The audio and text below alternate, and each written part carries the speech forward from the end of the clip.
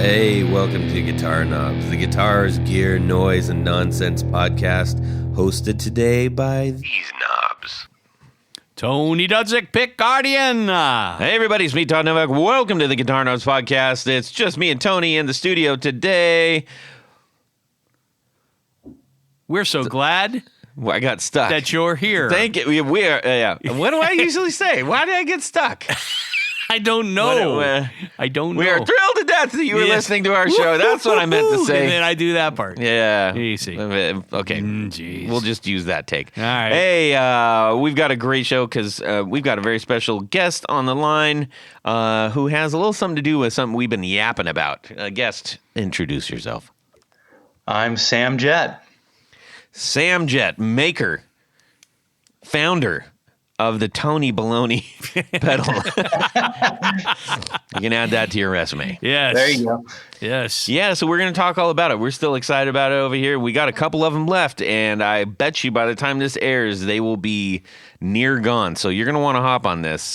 Toot sweet, my Toot dearies. sweet. Yes.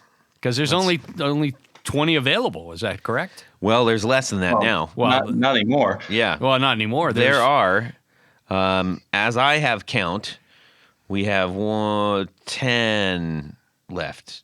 Oh, wow. Yep. Yeah. They 10 are- left? No. Going fast. 11 left. Excellent. Yes. Going slightly less fast. So, yeah, anyways, that is happening. So you're going to want to get on this, everybody. And if you're like, hey, skip it, I'm not going to wait till the end of the podcast, go to Instagram. Put in at Tony Boloney, Boloney, pedal, all one word, and send a message direct. Hit the message button and say, I want a pedal, and then we'll get your information and go from there, okay? That's the way to do it. That's how you do it. 175 delivered to your door. And that 175 is going to where, Tony? Hungry for Music. That's my Todd impersonation. Hey, stop that. Hey, Yes, it's going to Hungry for Music. Hungry yes. for Music. I forgot. Which puts Sorry. which puts musical instruments in the cans in the cans of heads in the heads of kids that might not otherwise get them, and that's a really, really good cause. And this is all thought up by the guy that we're about to talk with, Sam Jett. Yes. So, okay, we have lots to have fun with today. Yes. We got a couple of announcements Yes. before we get going too far. Now, so we just did that episode about are you powering your amp correctly Correct. with Rob, and that was an absolutely fantastic show to be part of.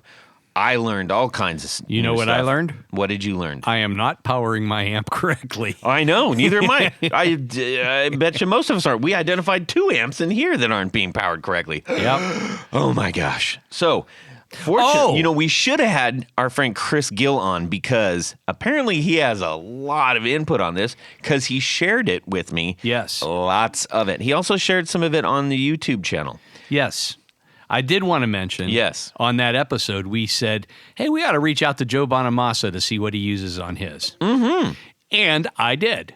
And he wrote back and sent me a picture of his conditioner, and he says he's running everything at 120.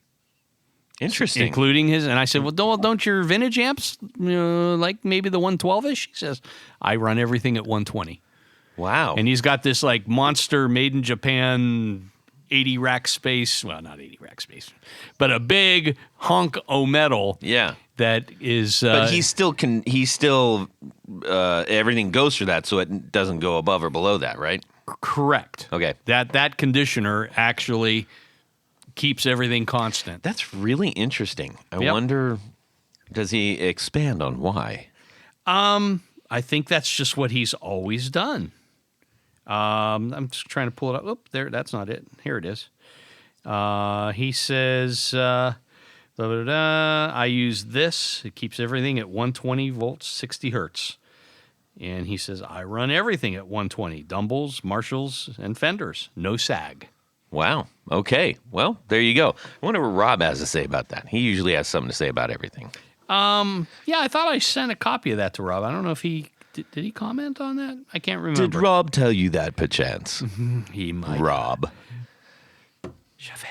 Yes. Okay, so let's find out what Chris Gill had to say. He sent me a lot, so I'm going to spread it out over a couple shows, I think. Okay. But I was really glad to hear from him on this. I termed my thing high voltage. So he said, "Hey guys, great episode. I put some Van Halen Variac comments, explanations in the YouTube version that you can cut and paste and distribute to all your various other outlets and media where the podcast appears. I recommend using a kilowatt to measure wall voltage. It's an El Cheapo device that plugs directly into a wall outlet and has a big, easy to read LCD meter. It's not an LCD meter. It's an easy to read LCD that is a meter. Mm-hmm. I use mine with a Variac to measure its actual voltage output. You can keep the kilowatt plugged in to constantly measure voltage as it has an outlet to pass voltage through it. Oh, cool. I also use it to measure the amperage load. Very helpful for that application. This one I have is $30. Such a deal. Huh. So I need to figure out where to post this. I guess, well, I don't know exactly where to post it, but you can go to Amazon. I got to figure out where to post this. Maybe I'll put a picture. I'll just post a picture of it, and you guys can fend for yourselves. Yeah, as long as it has the name of it. Yeah, people can find it. Yeah, but it's literally called Kill a Watt. Huh. Not kilowatt, but KILL Watt. Watt.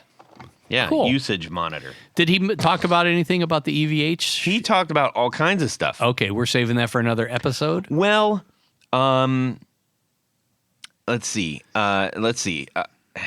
We can go through some of this right now. Might as well. Let's just go through it right now. Sam, are you okay with that? Yeah, sure. Okay, perfect. So he said, "Hey, at 59:58 on the actual YouTube, he said I recommended carrying a kilowatt meter in your gig bag if you're worried, confused about using a multimeter and are scared you could end up like Bougie Boy sticking a fork in a toaster. A kilowatt is only $40 and plugs directly in the wall outlet. We just talked about that, but that was a little bit more fun color on that."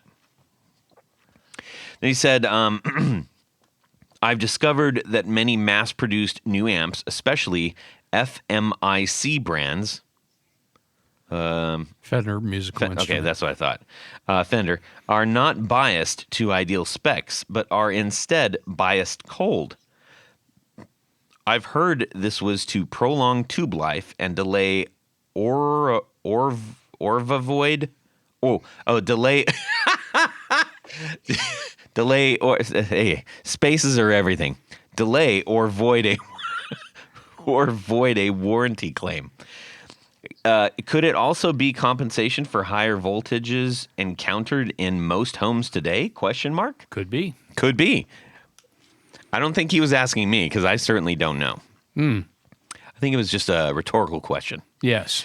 No Now, answer necessary. As to the Van Halen thing, I got a couple of responses on this scattered about. Yes. And as we expected. But this is... of all the people that are going to speak on behalf of Eddie Van Halen, Chris Gill, who is extremely close, with him and interviewed him many times. In his first Guitar Player magazine interview in 1978, Eddie Van Halen said, "I use voltage generators, which can crank my amps up to 130 or 140 volts. Amps sound like nothing else when they are cranked up so high." In the original issue of Guitar Player, this was accompanied by an editor's note warning people not to do this, as one could risk electrocution and expensive or damage. Expensive amp damage. Unfortunately, when the article was reprinted in the Positively Van Halen GP special issue in late 1984, the warning was gone. Hence the great transformer shortage in 1985. and the premature deaths of numerous guitarists named Sparky, Jackie, and Fritz. Ed was lying. He always decreased the So that was, here he goes. Ed was lying, which I think that was also sort of the famous myth. Like, he was just making stuff up because he didn't want to give away his special sauce. And he also owned a amp repair business on the side. Yes. Ed was lying. He always decreased the voltage to 89 to 90 volts and adjusted the bias for the lower voltage. Its questionable origin story is that Ed said when he bought a second Marshall 100-watt head, it came from England, and the voltage was either wired or set up for usage at 240 volts. He didn't know that, and when he plugged in the amp, he could only get sound with it cranked all the way up. The volume output was very quiet, but it was distorted like a fully cranked Marshall should be, and he loved that sound. Allegedly, he later discovered the voltage mismatch and reasoned that he could use a light dimmer to reduce the voltage going to the amp and use the dimmer as an ersatz master volume control. The dimmer blew, of course, so he went to Dow Electronics, and they recommended a Variac. Voila! Eureka! Well, okay then. I actually think this is a tall tale and that Ed found out about using a Variac with an amp from the dudes at the Charvel workshop. In an old interview, Wayne Charvel mentioned having a Fender Twin Reverb amp in his shop with a built-in variable transformer, and that was something that numerous country players were doing in the LA Bakersfield area around the early 70s. Wayne wasn't even referring to Ed's use of the Variac. He was just describing his shop when he started doing business. Connect the dots. Okay, well, I don't know if that clarifies anything, but it's another bit of information, very detailed bit, and I really appreciate Chris sharing that with us all. And next time we do that or anything like that, we're going to have him on the show because he is an encyclopedia of knowledge, rivaled only by Tony Boloney. So, any and all questions about that, I would actually maybe talk to Chris. Look up Chris Gill. He's out there on the Instagrams and stuff. Okay, so let's get on with the rest of our show. Tony? Yes? Let's find out what's going on in our music world this week. We're going to start off with, we're going to mix it up. Sam, why don't you tell us what's going on in your music world, and then we'll go to Tony. Okay. He looks distressed anyways.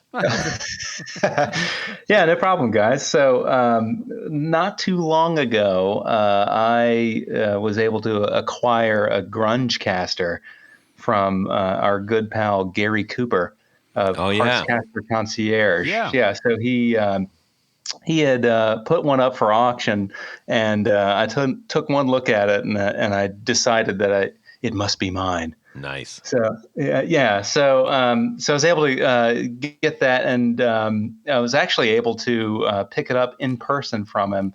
I drove up. We met actually in Columbus during the week about 2 weeks ago, I think. Unfortunately, I wasn't able to meet up with you guys. The stars did not align. It was on a kind of a tight crunch, but I was able to meet up with him. What a great guy. We had a good time. What was he doing in Columbus? He drove specifically there to meet with me. So wow. We met halfway, and what Guess a we're guy. chopped liver, Gary Cooper. Yeah. Yeah. So we had a good time and picked up the guitar, got it home, and I've been wailing on it since. Nice. Single pickup, and it's got this neck on it. It's a Warmoth neck, but they started doing I think it's called their boat style. So it's pretty thick, but it's carved down to where it's thick, but it doesn't play thick. If you catch what I'm getting at. Like Tony.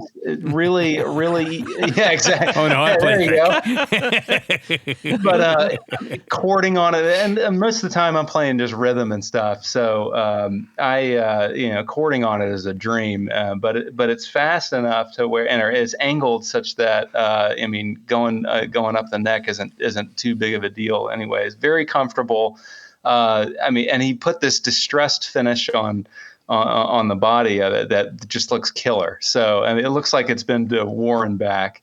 It's like kind of a Pelham blue sort of, but worn through he wore through the top of that in areas, and there's like a sparkle black underneath it, and then bare wood. And he put this extended neck plate on the back that has this really cool lily motif on it. So I, of course, had to name the guitar Lily, Lily the Grunge Caster. Yeah, so that's what's been going on there. I've just been playing that thing like crazy. Been having a really good time. So I just wanted to give a shout out to Gary there. He knocked it out of the park with that thing. Excellent. What color is it? So it's it's distressed blue, and parts of it like a kind of a Pelham blue, but it in parts kind of where your arm would wrap around the body and near the bridge and stuff. It's worn through. It's distressed. So blue, and then distressed through to a sparkle black, and then down to bare wood and spots. It's pretty wild look. I'll send you a picture of it. It's pretty cool. Nice. So with the neck itself is roasted maple, and the fretboard and stuff. So you got a really cool look to it with nice big old stainless steel frets and stuff. So like I said, he did an awesome job with it. Super cool. Tony. Todd. Oh, bless us with this, involved, intriguing, enrapturing week of yours. Well, since you put it that way. So you're going to laugh, but I have been watching episodes of Lawrence Welk. I don't doubt that. I'm not surprised by that at all. Do you want to know why I've been watching? Well, because you grew up watching that, number one. No, I was Lawrence Welk's father. I'm proud of my son.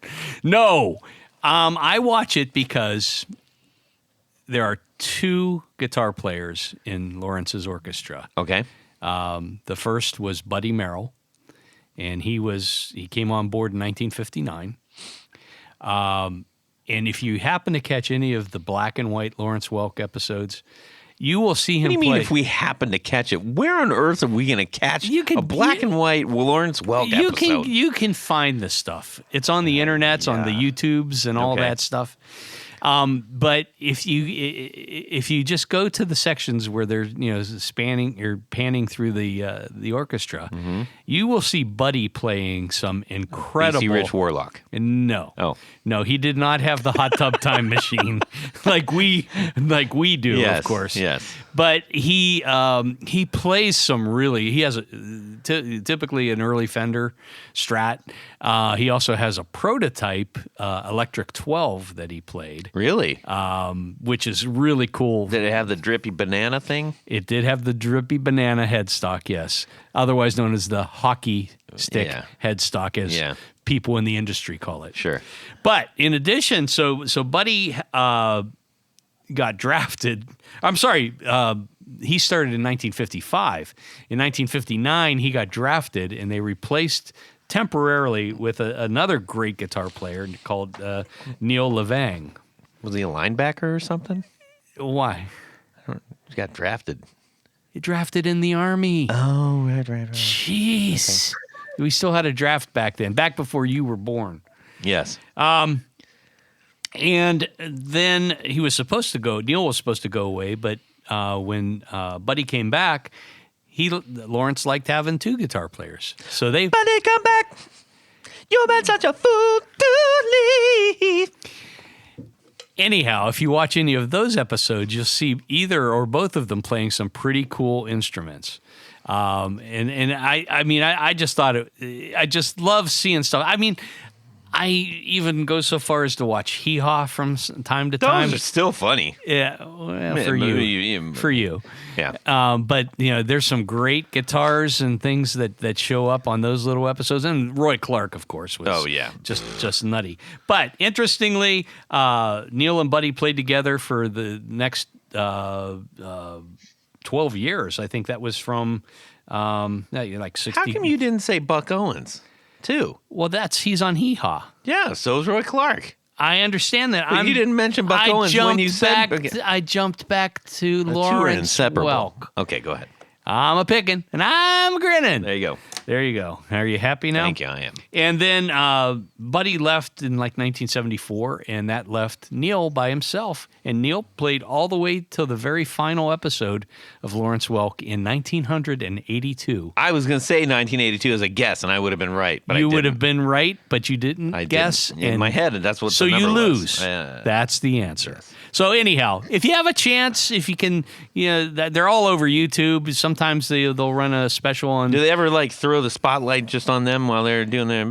Oh yeah, Yep. Yeah, they do. I mean Cool. and that's what's really cool, and you can see some of these really cool guitars.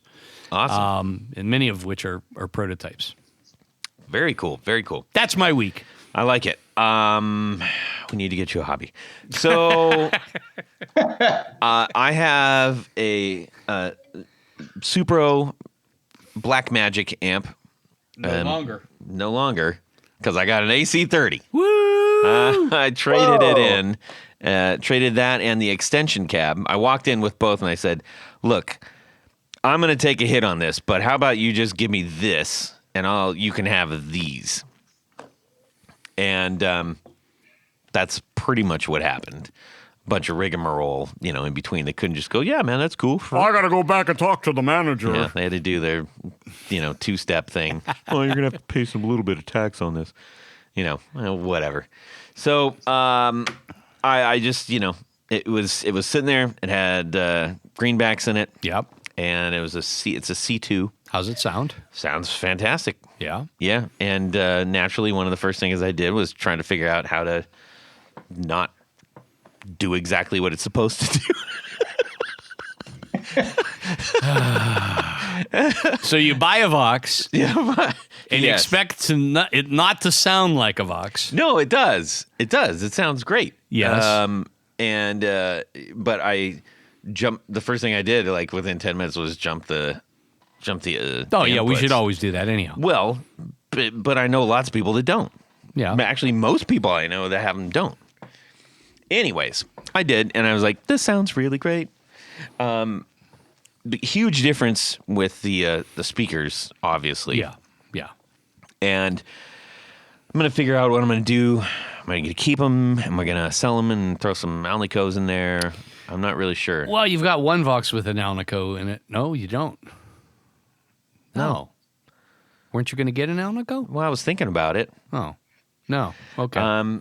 So yeah, and it was like, well, why did I get that one? I just got the Vox S1 112. Yes. And then I brought it over to practice. I'm like, this sounds great. And then I had to put it back in the car and take it back. And then to do that like 4 times, like, I'm not doing this anymore. I'm leaving one at the studio. So I don't have to transport that one. You so keep I'll one probably, over at my place. Yeah. I'll probably gig with the 30 and leave the S112 in our band room. Oh, yeah, that makes sense. Yeah, or at home. Yeah. I'm not sure. I got to figure that out. The thing with the 212 AC30 is that's probably the one you want to move the least. It is, but it also has just, it pushes air, Yeah. It's a kick in the chest, which is awesome. Yeah. If you're, Or other parts. Yes. And that also gives me flexibility if I'm doing something bigger that's like, hey, we need a little bit more stage volume, maybe outdoors, whatever. Okay. You have my permission. I appreciate that. I appreciate it. That's cool, though. I'm glad. It was really cool. I thought you'd get a kick out of that. Yeah. Hey Todd. Yeah. Hey Sam. Hey guys. Doesn't Hex Matos? He's like exclusively a Vox guy. Yes. Total Vox guy. He plays a Vox AC30 live. I know he's got an AC-15 hand wired at home. Mm-hmm. And Copycat. Yeah, it's just like Tony. So I've got 2 Vox experts to help me navigate the Vox waters. We prefer to be called Voxperts. Voxperts, yes, yes. This is true. So, anyways, I'm really happy about that. So I have that, and then I have, if I want to go Marshall for whatever reason, I still have that stuff. Yeah. And it's just fun, And I didn't have to, I didn't have to walk in there and go, 100, lick my finger, here's 200. I didn't have to do that. I said, here's gear that I'm not using. How about you give me some gear that I will use? Nice. Yes. Now, here's the only thing. If you are a person who has a Supro Black Magic and or a Supro Black Magic extension cab and would like my old, I made black grills and we did a beautiful 3D print of the actual logo. It's exact. I mean, if you got one from the company, it would look exactly the same. And if you have those and you want them, shoot me a message. I'll just give them to you. Wow. That's how I am. I made those myself, and they looked killer on stage. Cool. Yeah, so that gives them the option So you of can have putting the a sparkly white or the black. Black. Yeah. The black was cool. Black was cool. Yeah. Yeah. White, the sparkly white, I mean, it's a signature amp. You see that a mile away, and you're like, that's a Supro Black Magic. Yes. But for our vibe, I was like, I think I need some black. Yes. So, anyways. Like your soul. So shoot me a message. How about that? Yes. All right. Okie dokie. Todd. Yes. Can I have your grill cloths, please? You can have them unless somebody else claims them, Tony. Now, you know what the coolest thing is? On hand, it was so easy. It was so easy for me to jump those inputs. You know why? How would you do that? Because I had, well, it was a little, I have to get a shorter one now, but I had a tour gear patch cable just hanging out, just saying, use me. C-shape or S-shape? I had to use an S-shape one because that was the only smaller one that I had laying around, so I got to get some more.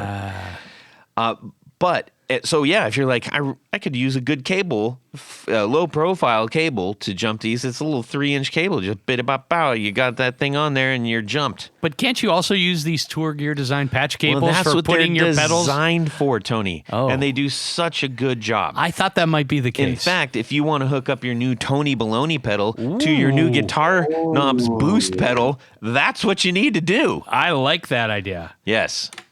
I'm going to do that right now. Perfect.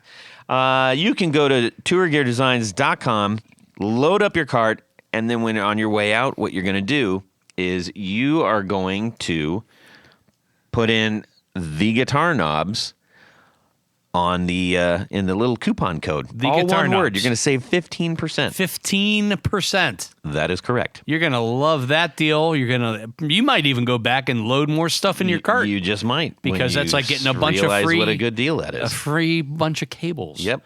Pretty much. So anyways, we want to thank Tour Gear Designs for sponsoring our 4 on the Floor. Tony? Let me. No. You blew it already. Brian Robinson, take it away. Let me get a little bit of this. 1, 2, 3. 4 on the floor. All right, Sam Jett, ushered in by the one and only Brian Robinson. Thank you, Brian, for that. Thank you, Brian. Give us your 4 on the floor. Your V2.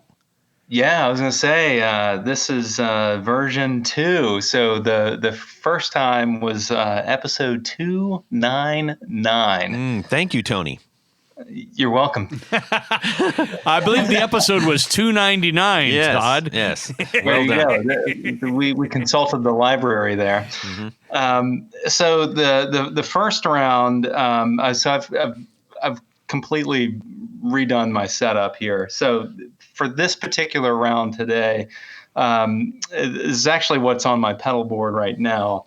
And the caveat being, I'm not using an amp at the end, but rather I'm using a a cab and amp and cab simulator, the Boss IR2. So all this is going into the Boss IR2. Yeah. Really? So I plug into a DI, into a PA system when we're playing out. So that's how I do it. But anyways, so that is what I'm using. And so as a result of that, also I needed low power consumption because I wanted to minimize the number of cords going all over the place. So I actually have a Mission Engineering battery pack on there that powers the entire pedal board. Wow. So yeah, you could go play Burning Man right now with that rig. Absolutely. Fly out there right now, just go crazy. So there's probably an anesthesiologist tent. I bet there is. There is. Yes, there's a special as club. far as you get a hydration club. You could get in there. You're gonna have to tell us the secret anesthesiologist handshake. That'll be off air. Yeah, I don't want to get my trade secrets out. You know what I mean? Yes. Man's got to make a living. The order of the needle. The order of the needle and mask. Anyways, okay. It's actually gas passing. That's the password. Yes. But anyways, So the number one is the Rare Buzz Effects Yearning. Okay. Okay. Yeah. Our good friend John. John Esterly. Yes, sir. Yeah. So this one is actually a special because I'm a special person. It is in a Shoneswood effect enclosure. So John had that laying around for a while. And he said, "You know what? I'm going to put a Yearning in this enclosure." And then I purchased it from Mr. Esterly. So anyways, the Yearning is so normally it is an always on effect. And of course, this particular one has a foot switch. The irony there being that I actually haven't turned it off yet, so it didn't in fact need the foot switch. But it's essentially a buffer boost. So with the one knob turned all the way counterclockwise, it's a pretty even buffer. But as you turn it up, you get like 40 dB of boost there, and it really just kind of sweetens things up without, and the noise floor is really nice and low. John did a really nice job with this pedal. So I usually have it at noon, and the knob is big enough to where, and rather than using the volume knob on the guitar, I just use the knob on the Yearning to kind of play with the dynamics and stuff. It's very responsive with the guitar. So and it plays well with other pedals too. So that's my kind of always on buffer / boost pedal. So that's number one. Mm-hmm. And then going from the Yearning, I have a Low Sounds Cha-Cha. So that is essentially a Green Russian Big Muff.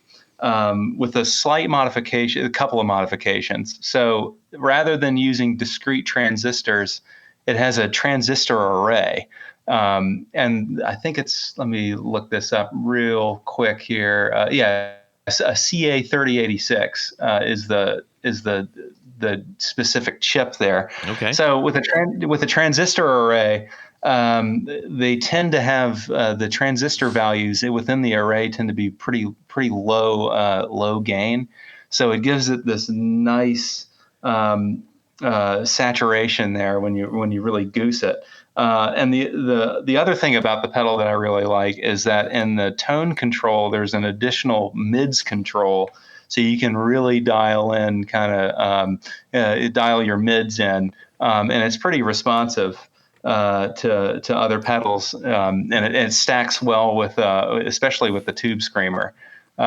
So usually I have the Cha-Cha on so the Boss IR2 has different amp settings. So I actually have that running into the Vox setting. So wow, okay. It sounds awesome. Yeah. So it's like just your killer rock and roll tone there. Nice. So I like the mids factor on that. Yeah, it really makes a big difference, especially if you pair it up with, say, a Tube Screamer or a Tony Boloney. Yeah. Yes. No, Yeah, exactly. So it really accentuates the mids there, and being able to really fine tune the mids with that control there is pretty special. So I adore that pedal, and Aisha makes just awesome stuff. So that is number 2. Okay. Number 3 is a Brown amplification protein. By the way, sorry, before you go any further on that, I should say, you're right. And I like that she's out there doing that. And we've had, Tony is busy, but he's going to tell us when the Low Sounds episode was. That was a while ago. I think that was in our old shop. Was it? Yeah, but she's, making really cool stuff. I'll look that up. Yeah, later. she makes some really. I have many. And she's a of her bassist pedals. at Heart, I believe. Yes, that is Yes. correct. I have the Super Fuzz, and it's like, Oh man, I mean, that thing will peel the paint off the wall. it will, but it's actually pretty sweet on bass because it's so bass heavy for guitar. That would be episode number 156. Oh my goodness, that was a long time ago. Yes. Back in 2019. 156. So go check that out if you're interested in seeing what Aisha Lowe does. Okay, please continue. Awesome. Yeah.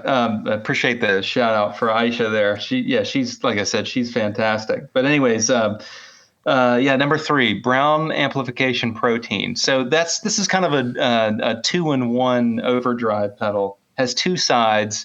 I pretty much have the blue side always on. That's based off a Marshall Blues Breaker.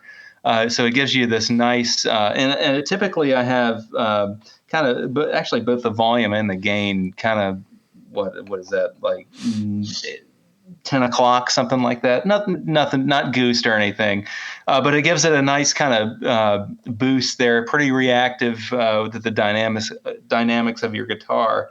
And then if you flip the green side on, it's like, whoa, which is based off a Noble's ODR1. So very versatile pedal, and the controls are pretty easy to use.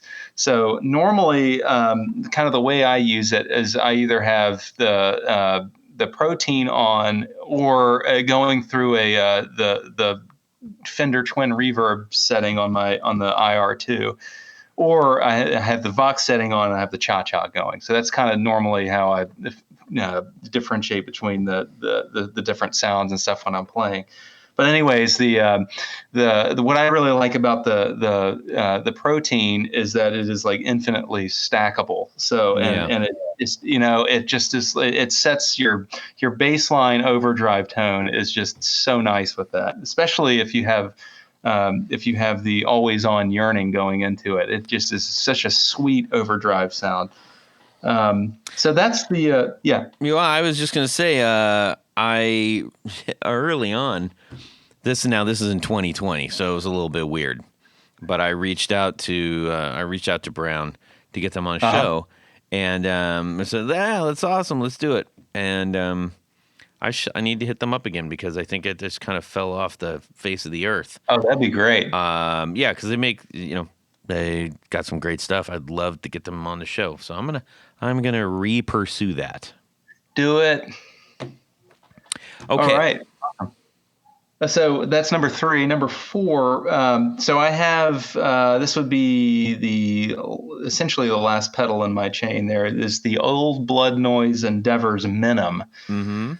Yeah. So this guy is kind of a do-it-all ambient machine. So you've got reverb, you've got delay, and you have reverse, which is pretty wild. So you can even switch the order of the reverse circuit. And a blend. And a blend. Yeah, exactly. It has a blend. I actually really love the controls on this. There's a lot going on, but it's actually pretty intuitive to use. Like, it did not take me too long to like really dial in a sound that I like with that. Which, with a lot of those kind of ambient machines, you can get lost very easily and like impossibly lost. But this one, that is not the case. So like I said, it has some really nice, lush reverb sounds in there. The delay is warm, and I don't know. I really like it, and it's kind of gives that perfect ambient kind of tone that I'm kind of going for with some of the songs that we play and stuff. So yeah, and I have that going into the effects loop of the IR too. So I don't know. Overall, it does what it needs to do, and and the one thing about this particular pedal, I spent hours researching different ambient kind of tone machines, sort of, for lack of a better word. This one has pretty low power consumption, so and that was really important, because what I didn't want to happen is the battery on the pedal board to run out mid set. That would be very sad. Yeah. So Hex was telling me he had one of those, and he toured Europe with that battery. Oh man! And only had to charge it twice. Oh my gosh! Yeah. So. Wow. Yeah. I don't know. I'm using a little more power than that, I think, with possibly. But no, I'm kidding. But it really it does actually last quite a long time. I've been tickled pink with it. So yeah, it works really well. Very cool. Very cool. Well, thank you for sharing your updated 4 on the floor. Yes, sir. We have a really fantastic bespoke pedal here, the Tony Boloney, which we've done a couple posts on, and we are trying to just, get the awareness factor out. And we want to hear all about what this does, why you did it, what on earth possessed you in the first place to pursue this thing, and I think it'd be worth finding a little bit more out about you. Can you Sure. What do you do for a living? So I'm a pedal maker. Definitely a troublemaker. But no, I'm a practicing anesthesiologist. So you still haven't got it right, or? Yeah, I actually, truth be told, I practice privately. So yes. I gotcha. Yeah, no, but I'm a physician anesthesiologist. Yes, so, nice. Yep, down in Winchester, Virginia. I see. Now, for whatever reason, I always think that's such an intriguing line of work. And I assume you are pretty good. Now, is this all? Is it intravenous, or is it gas? You do a little bit of everything, my man. Okay. Yeah. So, I do. So you're a phlebotomist too, huh? I like I said, anesthesiologists, we know how to do a lot of different things. Now, when you say a little bit of everything, does that also include a cast iron skillet to the back of the head? For you, Tony, I probably would do that. Yes. Yeah. So anybody out there that's had anesthesia, lately, I think, I don't know. I'm going to ask a couple of anesthesia questions, if you don't mind. By all means. Because it's funny. And I think we've talked about this a little bit, but I recently had to go in for something, and they said, "Oh, we're gonna put you in Twilight." And I said, "What's that?" And they said, "Well, it's not full blown knock you out. You're like kind of clinically not quite dead, And I said, "Oh my gosh!" And I said, I'm like, okay, I guess, and I suspect that was done because as I'm being wheeled in, I'm looking around, I'm like, there's a lot of beds. I'm like, how many of these you do it? And they're like, about 80. And I'm like, 80? Which made sense, because then they don't have, if you're under Twilight, you don't have as long a recovery time, I would imagine. Yes. And they can get more people in. The problem was, apparently, for this specific procedure, I reacted as if I was getting that procedure and turned it into a WWE match. Oh man, you're one of those, huh? Yes, but I didn't know what I was. I don't have any recall of it, but they were like mad at me about it. I'm like, I saw the video. do you know what you did? No, you did. Like, yeah, just imagine what everybody says about when aliens come down and all that stuff. That's what it was. Hello. Yeah. Cuckoo, Mrs. Robinson. So yeah, I figure if I was semi-conscious, I reacted accordingly. Yeah. But why on earth would you? Yeah. Anyways, is that common? It happens for sure, and there's no reason to be ashamed for it. And some people. They just can't take a punch. That's the only problem. Yeah. That's and you know what? That's exactly what I would have said to you. Oh, he's hitting me. Oh. He's a big mean man. I'm just kidding, obviously. That's when you use the cast iron skillet. Exactly. Yeah. So if the IV stuff doesn't work, we go straight to the cast iron skillet, and we go from there. So you might see some stars. Yes. You might have a lump on the back of your head, but that's what that's from. Yeah. Well, I've since decided to tell everybody, and they're like, "Oh, do you have any?" Yes, I have I'm allergic to Twilight stuff. Yes. Yeah, there you go. Yeah. No, but like I said, some people react that way. Nothing to be shamed about. And the next time, heaven you keep forbid, saying that. You shouldn't feel bad, Todd. This shame you're feeling is really unwarranted. What? And if you are feeling shame, well, maybe you should. Maybe you should. Maybe you need to talk to a psychiatrist. Well, that also made me think like they're like, if I put up such a fight and then they got on to it, they probably said, yeah, we're not going to take it easy on this guy. And then, roto-rootered me. They used the extra large probe. Goodness sakes. I doubt that thought crossed their mind. I hope not. Anyways, I love and respect the medical folks out there. Although here's my thing to all anybody who's practicing out there. For Pete's sakes, I think we need to step up the phlebotomy training or something, because. So here's a little. I know we're talking about guitar pedals, but I just got to share this.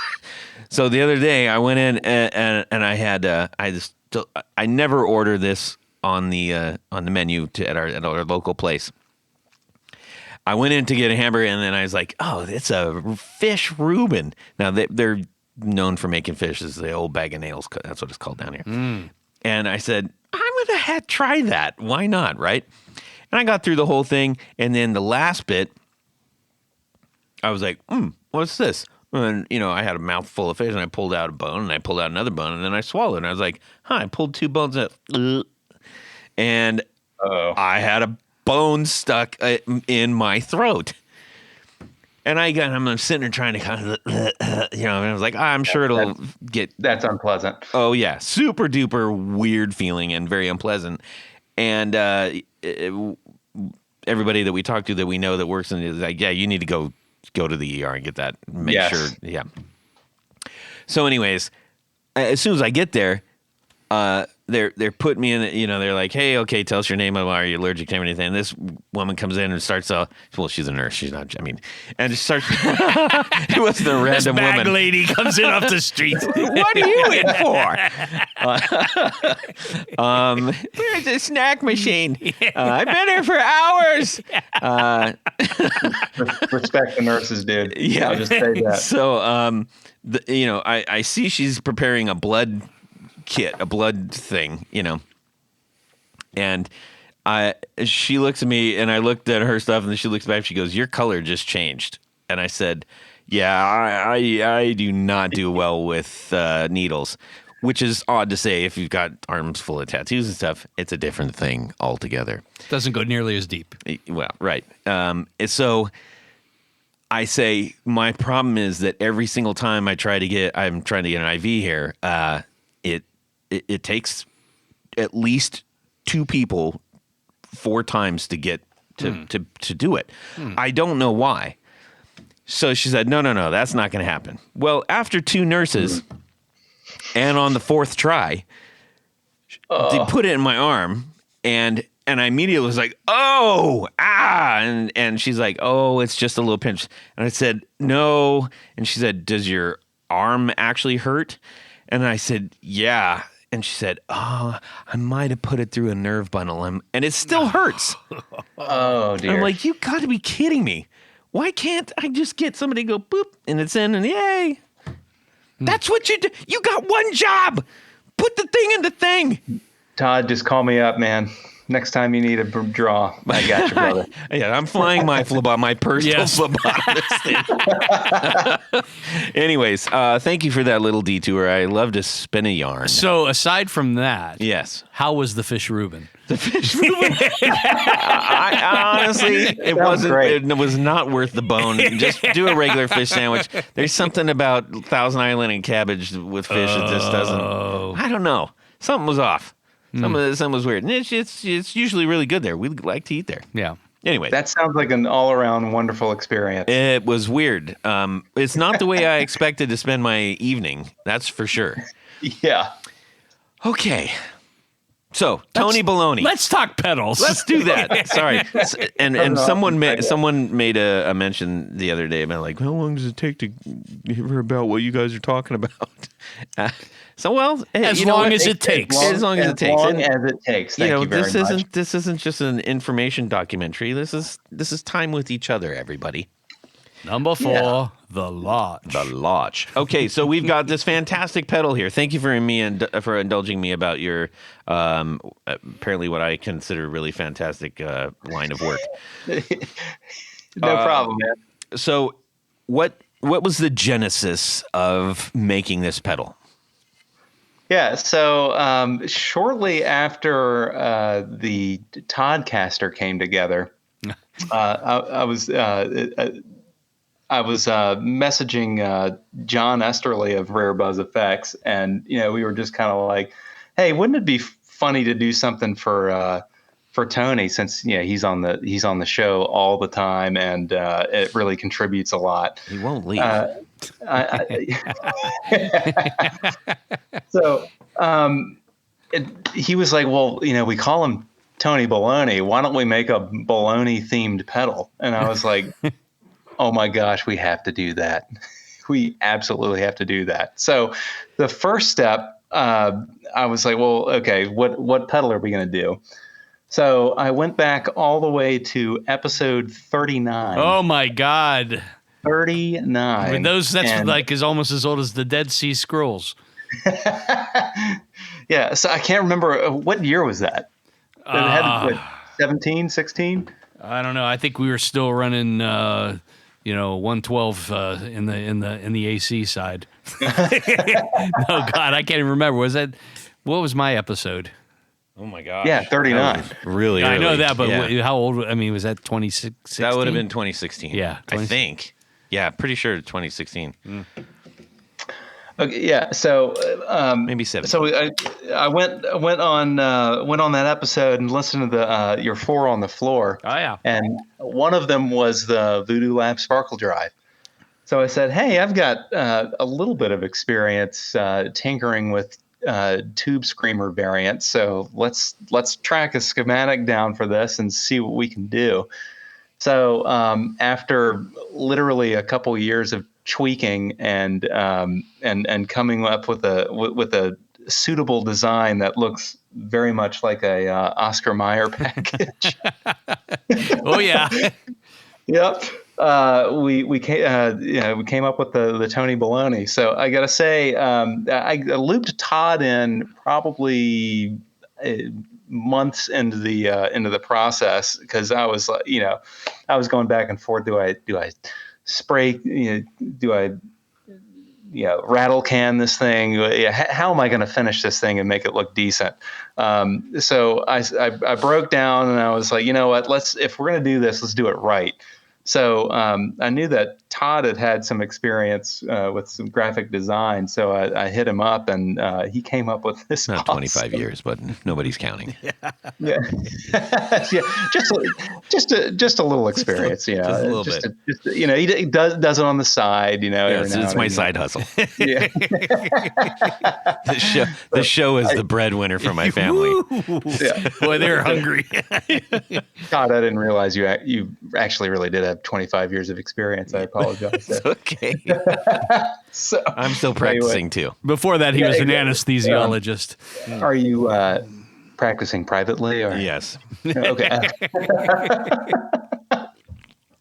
Okay. So, I looped Todd in, and he came up with his awesome design, and I sent it off to Obscura Manufacturing, and they just knocked it out of the park. And I think the funniest part of all this was picking out the correct shade of pink. Right. Yep, it looks like a bologna sandwich. It looks like flesh. It really does. And I would know. Yes. Well, yeah, that's true. That's true. Yes. Did you bring like color samples into the OR? Yeah. Oh yeah. I brought the pedal in. And I'm like, it needs to be a little bit more red. Yeah. Yeah. Oh, that's hilarious. Yeah. Well, I just happened to bring along my said Sparkle Drive from Voodoo Lab to compare side by side, and the enclosures are exactly the same size. Which is just like, boom. I said, hey, this feels right at home. Same car, same tires. Now, you did manage to label your controls a little bit different. From left to right is a pork, a beef, gristle, and fat. And that's not on. That's not how they're labeled on the Voodoo Labs. No, they were a little more conventional. They did gain, tone, clean, and volume. Yes. Oh, okay. I didn't realize that. So on yours, pork translates into volume. Yep. Yeah. So that's knob number From one. Knob right. number one, from left to right. Beef is tone. Gristle is the gain. Yes, and sir. Fat is the clean or the blend. It's really what it is a blend control. And the way that a Sparkle Drive and this drive as well works is it basically has two channels. It's got a Tube Screamer channel, 808, and that's where in this case, the gain and the tone work side by side. There is a clean channel or that operates off of the blend knob, and you can either go, if you go all the way counterclockwise to the left, it's totally it's backwards. It's Tube Screamer. If you open it up all the way to the right, it's total clean. Right. And which seems backwards because when you think you want to turn right, you're introducing more. So if the pedal is supposed to be in overdrive, you should be introducing more. But it's a blend. This is a blend. Calling it clean is really kind of a misnomer. But you still should be blending more of the sound into your signal. Well, no, that side goes over to there, and this side goes over to here. And somewhere in the middle, you can blend between. It's counterintuitive. Well, maybe. Todd, I agree with you. See? He's a doctor. Okay, we'll take his word. That means nothing. But anyhow, in your case, I mean, the layout actually having, I think, the fat or the clean blend thing at the very end does kind of make a little more sense because I agree. It just. I don't know what those Voodoo Labs guys were thinking. I don't know. They were smoking some kind of stuff over there. But anyhow, the pedals operate, side by side. They're very similar.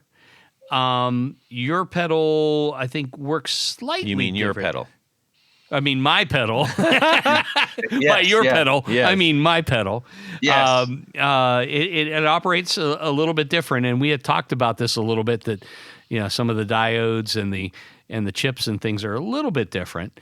But overall, I have to say that the Tony Boloney pedal is a very, very useful pedal. I mean, and I like having that blend option of being able to blend in some of the clean signal along with the dirty signal. I mean, we've talked about this a million times. Yeah. The blend control is such a useful thing if you want to really dial in a sound. But overall, it's a great pre-stack. I'm using this in front of the Schnobeltone Daily Driver. Wow. And I don't have it like pumping into it. I actually have it at a slightly lower volume, and what it's giving it is just a little extra bloom and a little bit more mid signal to the Daily Driver, which is not a mid-heavy pedal. It's got a low and a high on it, but by nature, it just it doesn't carry the mid weight so much. So this is a nice way to give it just a little extra bit of body. Mm-hmm. So in case you're using it, stack it, baby. So that I have it running into the cha-cha. That's how I use it. There you go. And it's doing pretty much exactly what you're talking about. It really makes even a low gain fuzz or a heavy overdrive. It really just makes it, like you said, bloom. The mids really pop out. It's a very useful pedal, if I may say so myself. You may. So we've only got 20. You built 20 of these, correct? Yes, sir. Okay, and we've got about half of them gone. I imagine by the time that this airs, we will have accumulated a few more just from previous announcements and everything. You mean unaccumulated a few more? Yes, yes, a few more. Yes, all those things, minus and counting. Yeah. So the goal is to get all these sold. And why is the goal to get them all sold? So the all profits are going to Hungry for Music. So a charity that's local to my area, and they're focusing on getting musical instruments to kids and underserved areas and things. So they're doing pretty cool stuff. So they're neat people doing good work. So I figure, why not? Let's make a pedal and let's get it out there and do some good too. So it's kind of a win-win. Yes. Yeah. And that's what you did for the last one too. I really like that you're thinking about things that you love, and thinking about, just being creative, and also you're connecting a whole lot of people too, which either through our own network, through Patreon or elsewhere, if people are just seeing it. We love making connections. Do you know the people at Hungry for Music personally? I do not, no. But I've donated some things to them. So we've had a couple of interactions, but you got to take this over to them and get a little press action going. I know. I really should. Yeah. And that's on my to-do list. Yeah. That would be a lot of fun. We've been tagging them, when we're posting things. So if you out there get one of these, please tag them, tag Hungry for Music in the post, because you're naturally going to make a post of this because it's a great looking pedal and it sounds great too. So what's next, Mr. Jett? Do you have quite a bit more of this to offer? Man, I don't know. That being said, I have been designing a few PCBs for some builder friends, namely Aisha from Low Sounds. Oh, yeah. I see how you're doing this. Uh-huh. Sneaky. Yeah. So actually, and I actually spoke with Aisha and Gary Cooper. They are going to be coming out with a pedal here kind of soon. I can't tease too many details, but it is an overdrive pedal of the circuit of which is my own design. Oh, yeah. So it'll sound kind of sort of similar to the Boloney, but without the blend and that sort of thing. But it will have a ton of diode options, cap options. Like it has rotary switches all over the place. I love a rotary. I love a rotary switch.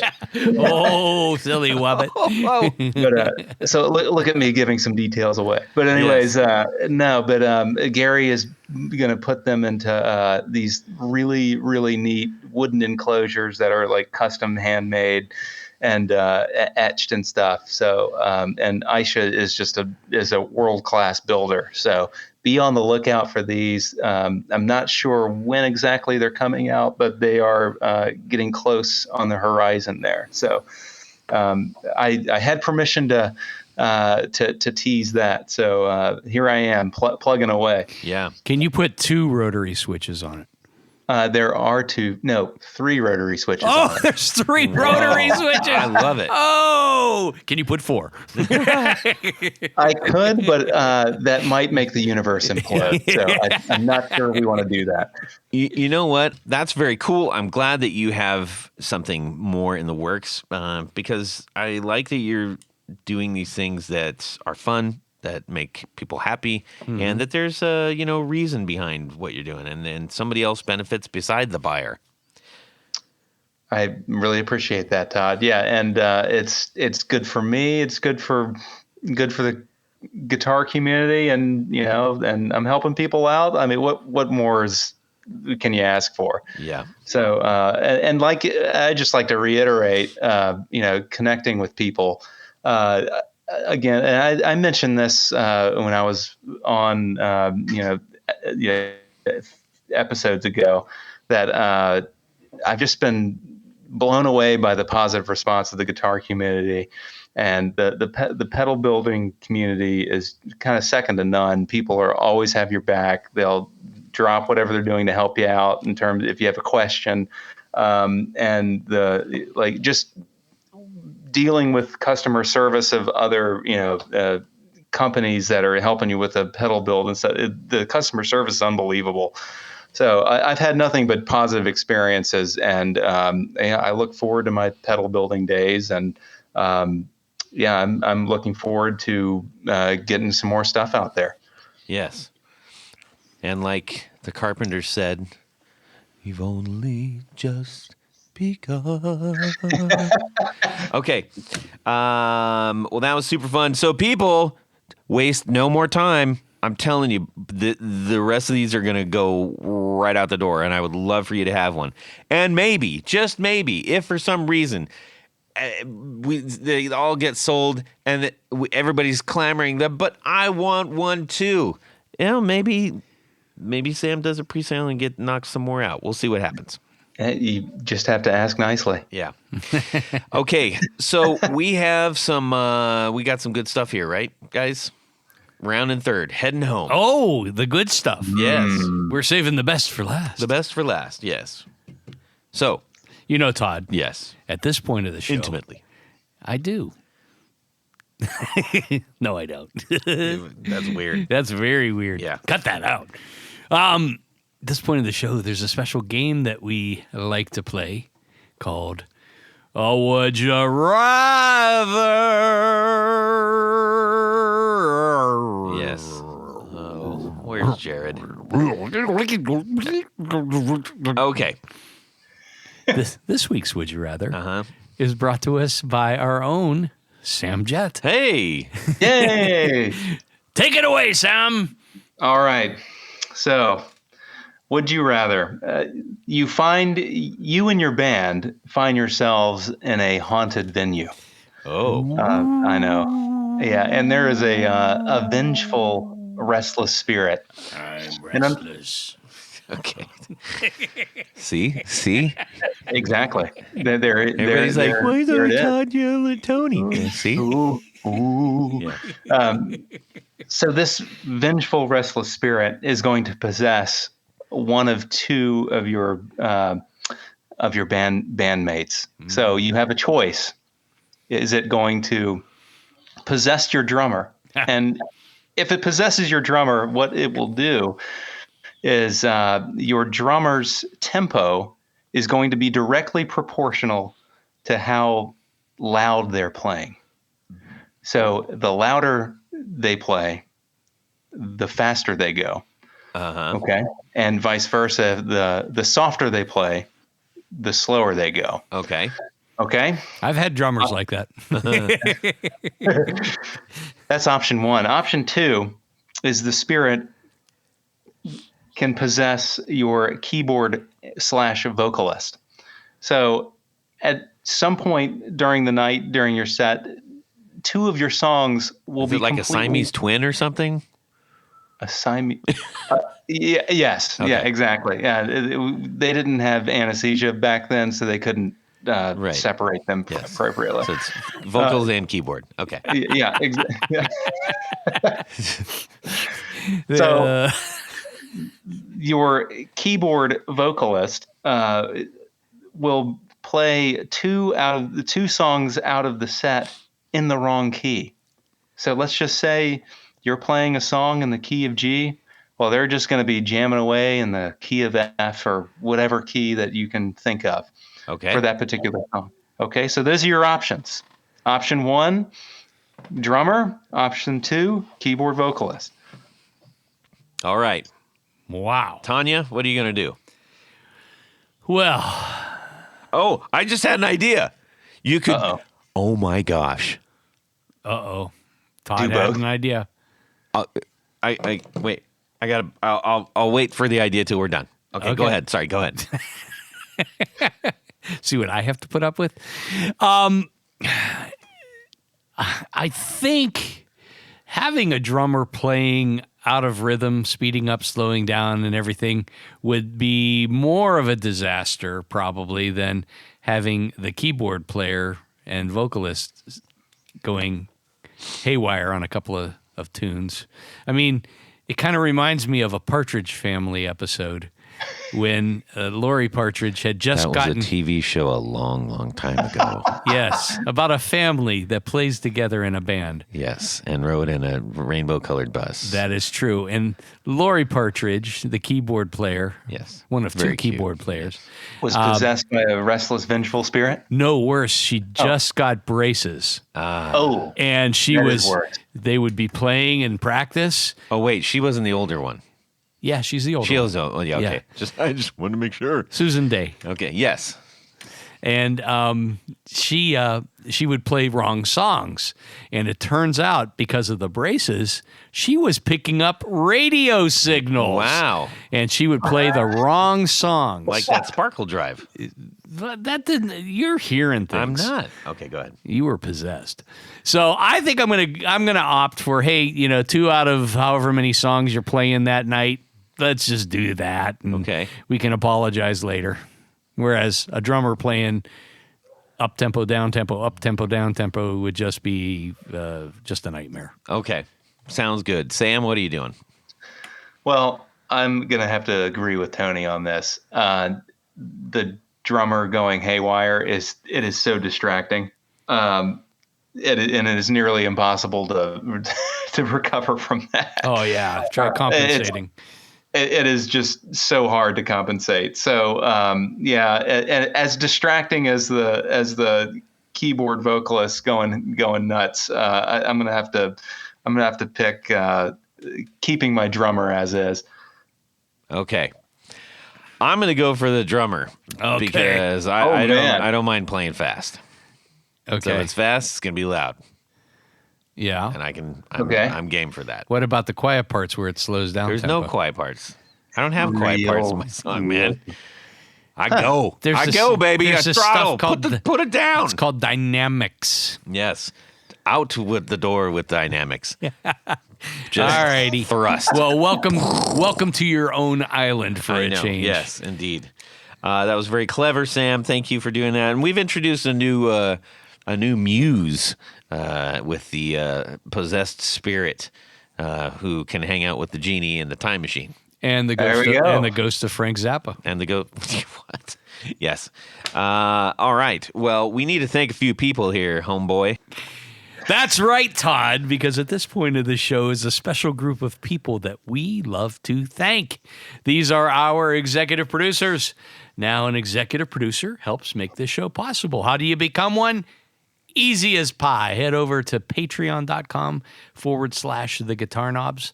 Check out a couple different levels in which you can participate, become a friend, a hero, a patron of the podcast. See, a patron of the podcast. The P sound. Pop, pop, pop. Each level comes with some very nice thank you gifts. And I mean, there's a prize package awaiting you that just boggles the mind, I tell you. Oh, and opportunities to win stuff? Sure. We've got giveaways that are exclusively for our Patreon sponsors. But in addition to all that great stuff, there is one thing more. What would that be, Jared? You have a name in the thing. That's right, Jared. Thank you. Your name read on the thing, and that's what I'm going to do right now.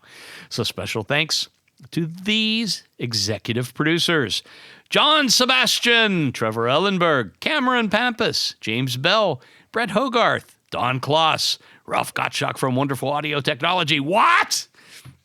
Rusty Sneeden, Vader and Pedals, John Halverson, Rick Calhoun, Trevor Gunberg, Elad Mizrahi, Richard Kendall, James White, Justin Jones, John Esterly from Effects, Anthony Lathrop, Stefan Lamb, Michael Senchuk, Ken Sayers, Darren Gregory, Tom Barazin, Eric Marrow, and Plutone.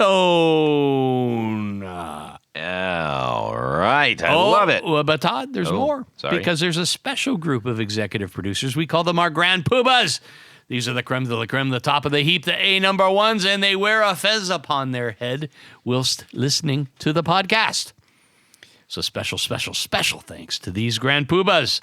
Anthony Gemalero, Billy Spitfire Unlimited, Bob Crouch, Brian Robinson, Cody Foster, David Kaminga, David Tyndall, Enrico Fernando, Fox Hill Studio, Hex Matos, James Pennington, John Williams, LSJ Music Company, Matt Hart, Michael Van Zant, Michio Murakishi, Moon Guitars, Paul Von Eppinger, Steve Keys, Tyler Casey Rhines, Zach Oswald from Brandon Wound Pickups, Pedro Vasquez, Gregory Randall, and I think there's one more by the name of Sam Jett. That is correct. Thank you.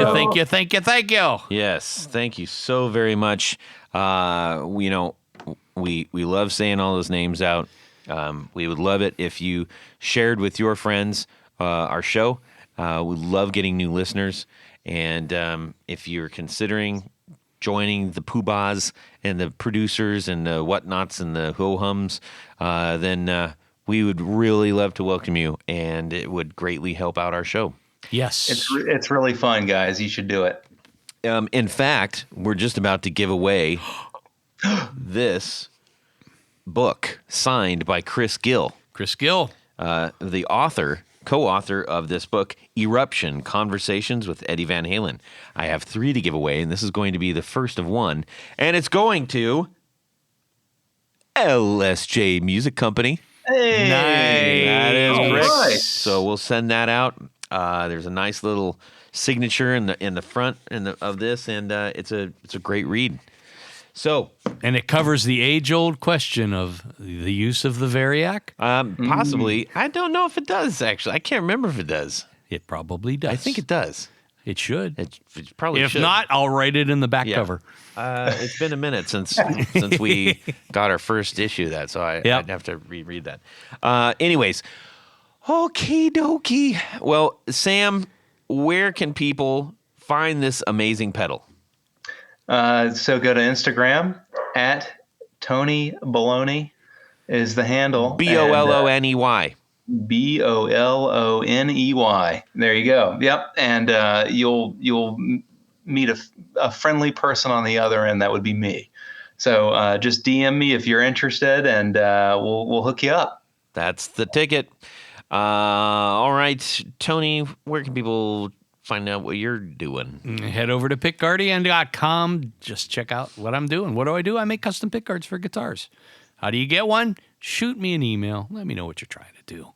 I will take good care of you, I might How even do have people shoot you an email? Where do they shoot it to? Well, they can go to my website, Yes. pickguardian.com. Pickguardian.com. There's a little thing you can click on, or just go over to info@pickguardian.com. There you go. That's very easy to do. It's your opportunity to make your guitar even more yours. Yes. They could probably also DM you on Instagram, too. They could. At PickGuardian2. Yes. I mean 1. One. PickGuardian1. PickGuardian1. With the number 1. Somebody stole PickGuardian. Yes. And if you're like, I can't get a hold of Tony because it's too complicated, just shoot me a message and we'll hook you up. Okay? Yes, I know how to contact Todd. Yes. You can shoot me a DM on Instagram, and we'd love to hear from you. Tell us what you're into, what you like about the show, what you like about your guitar stuff, whatever. I don't care. Tell me what you had for breakfast. I'd love to connect with you. And we're so glad that you're out there listening. Tell a friend. Let's get more people listening and sharing in the community.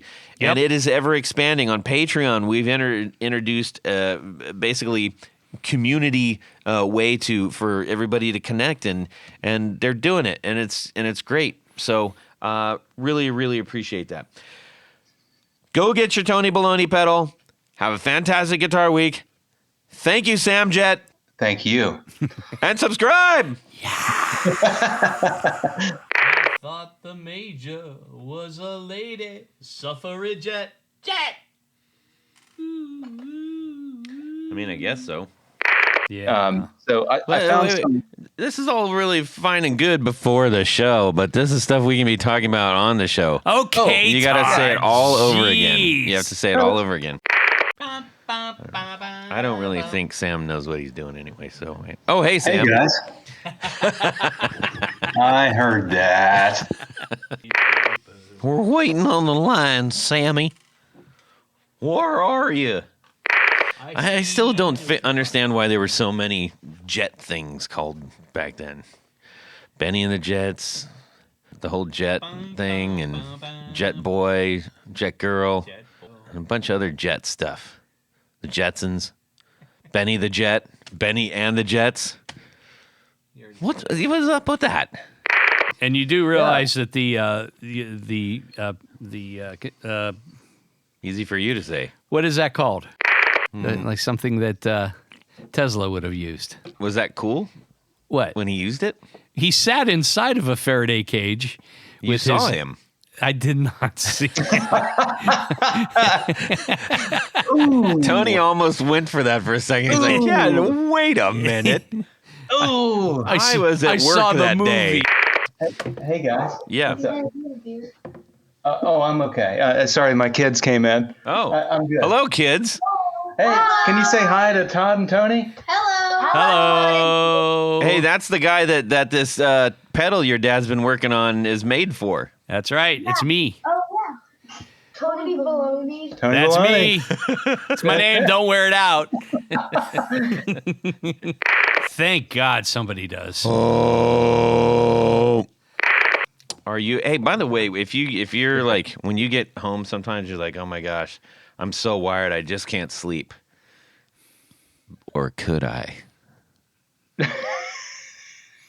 He's an anesthesiologist, so. That's right. Yeah. Oh, yeah, you got me. You got me. Ready? I'm ready. Wait. Okay. Tell Tony I'm not listening. Okay. Todd's not listening. All right, Tony. So you find yourself in a haunted venue. Ooh, I like haunted venues. A haunted venue, and Everything out loud. what? And it's got a cartoon of a guy in a chariot with an ostrich pulling it. I mean, how could you go wrong? Perfect. Okay. Can I come back? Yes, Todd, you can come back now. Gosh, he's such a baby. Consider me sold. That's exactly how they'd say it in there. Consider me sold. Consider me sold. Ah, That's what they say when they leave the cobbler too. All right, consider me sold, lad. For what? I said, would it be me? What? What? Huh? Oh my gosh. See, Sam?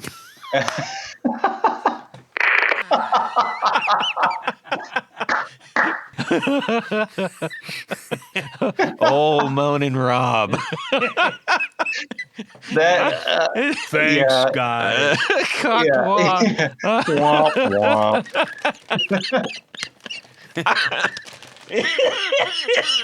I love it. Oh, do I ever go through your notebook? I don't know. Maybe you will now. Dear diary. Oh my god, that's hilarious. And away we go. Well, that's it for these knobs.